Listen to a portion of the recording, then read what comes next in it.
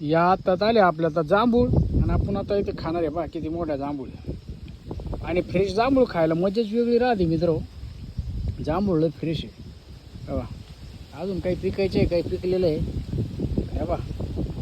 खायला लय रुचकर लागत या आणि चवीला लय गोड. तर आपण आता जांभूळ खाणार आहे आणि शिटी तर लय महाग जाते.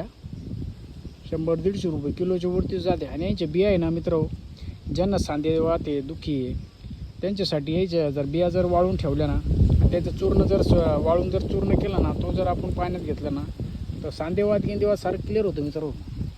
म्हणजे लय आयुर्वेदिक आहे जांभूळ. म्हणजे वातावर लय गुणकारी मित्र. ज्यांचे सांधे दुखत असेल त्यांच्यासाठी तर लयच भारी आहे बा. किती टपोरे.